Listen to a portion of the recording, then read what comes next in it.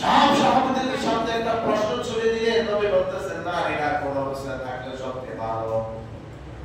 সব সাহাবীদের কোনো জবাব নাই, কোন সাহাবীদের কোনো কথা নাই। আলী রাদিয়াল্লাহু তাআলা নবীর এই কথা শুনে আমাদের ফাতেমাকে জিজ্ঞাসা করলেন, হে ফাতেমা, আল্লাহর হাবিব এই প্রশ্নটা করেছেন নারীরা কোন অবস্থা থাকলে উত্তম অবস্থা। আমাদের ফাতেমা রাদিয়াল্লাহু তাআলা বলছেন যে নারী সতীত্বভাবে একভাবে থাকে, মানুষের সাথে বেশি বাইর হয় না, অজর ব্যতীত। অজর বুঝেন নি? উত্তর কিন্তু সরাসরি হবে। স্বামী থাকে বিদেশে, কর্মের জন্য স্বামী বিদেশে গেছে, পেট চালাইতে কথা না, পেট চালাইতে স্বামী থাকে বিদেশে, নাই বাড়িতে একা, সাউলের দরকার আছে, গাইডের দরকার আছে, কথা না, সরকারি দরকার আছে নি, এগুলো যদি নাই না আল্লাহ করতে পারছে করে যে বয়া না খায়া শেষ হয়ে যাচ্ছে। এই কথা দ্বারা আমাদের ফাতেমা বলতেছে নারী সতীত্ব বাঁচাইতে তাই যদি গোপনে থাকে, গোপনে থাকে পর্দা অবস্থায় যদি চলাফেরা করে, ওই পর্দা অবস্থার ভিতরে না দেখা কি আপনি বাজারে যান, অসুবিধা নাই, পর্দা সহকারে যান। আপনাকে ডাল কিনতে হবে, চাউল কিনতে হবে, সবজি কিনতে হবে, আর কিনতে হবে, এগুলো খাইতে হবে, বাঁচাইতে হবে। ছোট্ট ছোট্ট করে আমাদের বাচ্চা আছে, আপনি যদি বাজারে না করেন তারা বাজারে না খায় খাওয়াইতে হবে। এই কারণে আল্লাহর হাবিবের তিন কন্যা ছিল, উনি বলতেন পর্দা অবস্থায় যদি থেকে যদি সে ভালো কাজ করে, মনে করেন বাজার করে না নিজে খাইলো, বাজার করে না বাচ্চা খাওয়াইলো, ফ্যামিলিকে সারাইলো, আল্লাহর হাবিব পরে যদি পর্দা অবস্থায় থাকে, আমাদের ফাতেমার এই কথাটা আলী রাদিয়াল্লাহু তাআলা দরবারে বলছেন, ইয়া রাসূলুল্লাহ, অবস্থাটা গোপন, পর্দা অবস্থায় একটা চলাফেরা যারা করে ওই অবস্থাটা সবচেয়ে ভালো। আল্লাহর হাবিব বলেছেন, কথাটা কে বলেছেন? কথাটা অত্যন্ত উত্তম ব্যক্তি বলেছেন। আলী বলেছেন, ইয়া রাসূলুল্লাহ, এই কথাটা তো আমরা কেউ বলি নাই, এই কথাটা বলেছেন আপনার মেয়ে ফাতেমা। আল্লাহর হাবিব বলেছেন ফাতেমা আমার শরীরের অংশ, আমার ফাতেমা যে কথা বলেছেন ওই কথা সবচেয়ে উত্তম কথা। যখন সুবহানাল্লাহ, পাঁচার উপায় আছে না নাই? আছে। কথা কম আছে না? আছে। কিন্তু আপনি ঘরে আছেন, হাত বলো, পা বলো, শরীর বলো, সবকিছু বলো, উড়াই দিয়েছেন বাজারে, জবাব তোমরা করি, কথা জবাব তোমরা করি, আগের বিষয় আপনি জাহান্নাম থেকে যদি বাঁচতে পারেন, আপনার জন্য ভালো। কথা বলেন ঠিক হবে, আপনার জন্য ভালো। আমাদের বলেছেন এই কথা, আমি বলছি এই অনুযায়ী যারা চলাফেরা করবে, দুনিয়া ও আখিরাতে আল্লাহ তাদেরকে সেফটি দিয়ে রাখবে। সুবহানাল্লাহ, আল্লাহ সুবহানাল্লাহ। বুঝতে হবে।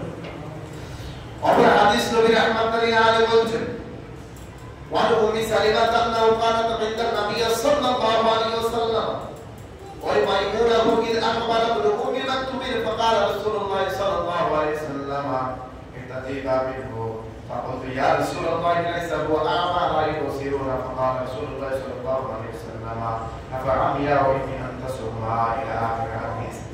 إذا আমাদের একটা হাদিস রয়েছে, এই হাদিসটা তিরমিজি শরীফের হাদিস। বহু জায়গায় এই হাদিস বলতে যায়, অনেক মানুষ আমার বন্ধ করে, কি গো বন্ধ করে, হুজুর মারিফত বুঝে না, হুজুর তরিকত বুঝে না। এলা সেভেনে ফিরে গেছে, ভুলে গেছে। আমি যদি তরিকত বুঝি না, তোর বাবু বুঝবো? তরিকত কয়টা কিতাব পড়ছো? তাসাউফের কয়টা কিতাব পড়ছো?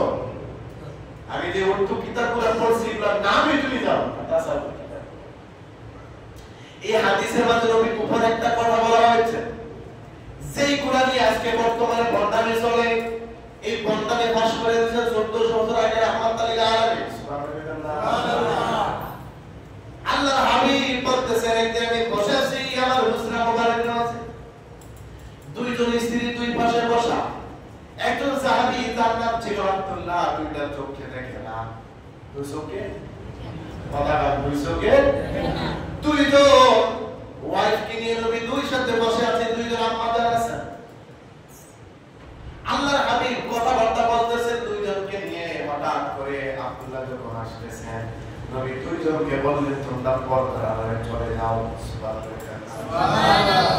একজন নবীকে প্রশ্ন করে, ইয়া রাসূলুল্লাহ, যেই সাহাবী আপনার দরবারে আসতেছেন তো চোখে দেখে না, আপনার আব্দুল্লাহ তো দুইটা চোখে দেখে না, আমরা সমস্যাটা কি? আপনার নবী ওই দিন বলেছে আমার আব্দুল্লাহ দেখে না তোমরা তোমরা দেখো। সুবহানাল্লাহ।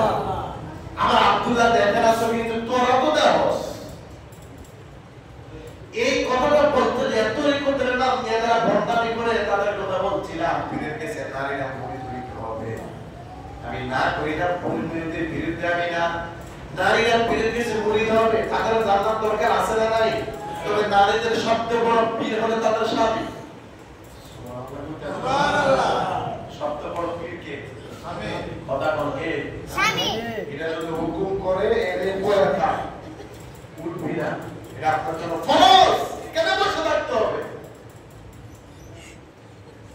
আপনি একজন নারীর বাবা মারা গেছে, স্বামী যদি বলে তোমার বাবাকে দেখতে যাইতে পারবা না, এটা ফরজ। কেন বসে থাকতে হবে? ওটা যাওয়ার কোনো শক্তি ইসলাম শরীয়ত আপনাকে দেয় না। দেয় আপনাকে শরীয়ত। কত সোজা না, আমরা একবারে শুনি। সিলেট অঞ্চলের মধ্যে ফির কম। সিলেট অঞ্চলে ফির কম। আমি আমার ছোটবেলা থেকে পর্যন্ত দুজন বিষয়ের নাম সবচেয়ে বেশি শুনি। আল্লাহ সাইদুল্লাহ সিরাজ বলতে আল্লাহ বলতো আর ফিশা আমি নেই। আর যারা ছিল পূর্ব ছিল এরা চলে গেছে। কিন্তু ব্রাহ্মণ বাড়ি ঘরে ঘরে ফিশা আছে। কথা কোনটা না করতেছেন আপনারা? না দেখতে বলতেছি ঘরে ঘরে বাপি ফুতেফি নাতিফি ফুতিফি ফিরের অভাব নাই। কিন্তু মাদ্রাসার বাড়িতে তো গেছে। নাউজুবিল্লাহ বলতেন না? নাউজুবিল্লাহ। ফিরে তো সোজা। ওলি সোজা, ফির সোজা না। ওলি আপনি হইতে পারবেন নামাজের মাধ্যমে, রোজার মাধ্যমে, ভালো ভালো আমলের মাধ্যমে আপনি হইতে পারবেন। কিন্তু ফিরে তো সোজা না। পীর হইতে গেলে কোরআন হাদিসের মৌলিক জ্ঞান লাগবে। কতটুকু বিয়া জালালউদ্দিন সুয়ুতির মতো বড় পীর কেউ আছে? আপনি যদি তরিকত খুঁজতে যান, ভাষা খুঁজতে যাইলে আপনি সর্বপ্রথম পাইবেন জালালউদ্দিন সুয়ুতি। এরপরে আরো আছে, এর সিলসিলা আপনাকে আসতে হবে। ইমাম জালালউদ্দিন সুয়ুতি ওনার কিতাবের মাঝে বলেছেন কোন মানুষ যদি পীর হইতে হয় অতটুকু তার জ্ঞান লাগবে, মেশকাত শরীফ পড়া পড়াইবার যোগ্যতা লাগবে। এবং আরেকটা কথা বলেছেন কোন মানুষ যদি পীর হইতে হয় সে তাফসীরে জালালাত পড়া পড়াইবার মতো যোগ্যতা লাগবে। সুবহানাল্লাহ। আমরা তিনি বিশ্বাসে দাঁড়িয়ে ফাঁসি করছে। উর্দু কিতাব পড়তে গেলে বাংলা কিতাব পড়তে ঢেড়ে ঢেড়ে ঢেড়ে হচ্ছে মিলি হইছে। বলি দিতে পারবে, বলির ব্যাপারে কোনো নিষেধাজ্ঞা নাই। উনি আত্ম হইতে পারবেন যে বড় জীবনে পড়ালেখা করে নাই এবারে উনি হইতে পারবো একমাত্র আমলের মাধ্যমে। সুবহানাল্লাহ। হইতে গেলে দুইটা জিনিস লাগবে, কাবিলিয়ত লাগবে আর ভালো যোগ্যতা লাগবে। যোগ্যতা ব্যতীত পীর হওয়া সম্ভব না। এই যে কথা বলছেন এই হাদিসটা অনেক জায়গায় বলে অনেক মা বোনরা রাগ করে হুজুর তরিকত বুঝে না। কেন এই কথা বলছি? আব্দুল্লাহ আপনাদের অন্ধ সাহাবী নবী উত্তর দিলেন। নবী একজন আম্মাদার বলছেন ইয়া রাসূলুল্লাহ আব্দুল্লাহ তো অন্ধ মানুষ, চোখে দেখে না, আপনার থাকলে অসুবিধা কি? আল্লাহ হাবিব বলেছেন তোমরা তো অন্ধ না, আমার আব্দুল্লাহ যদিও তোমরা দেখে না কিন্তু তোমরা তো আমার আব্দুল্লাহ দেখো। সুবহানাল্লাহ। আমি পীরের কাছে মুরিদ হইবা অসুবিধা নাই, স্বামীর অনুমতি হইলে মুরিদ হয় অসুবিধা নাই, পীরের সাথে অনুযায়ী চলে অসুবিধা নাই।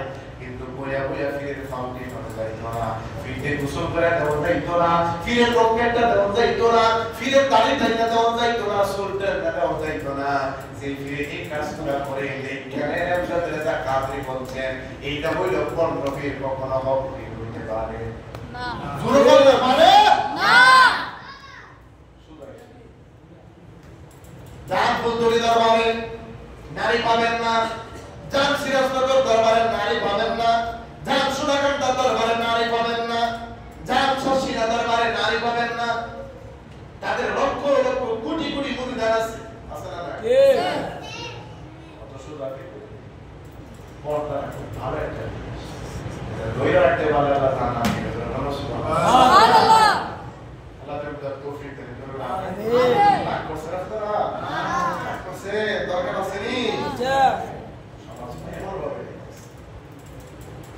আমি ফিল করে বিরোধিতা করছি আর পক্ষে কথা বলছি আমি নিজেও ফিরে করি বাড়িতে যাই বিশাল বিরোধিতা একবার দর্শন দিয়ে আসি একবার হুজুরের থেকে দোয়া নিয়ে আসি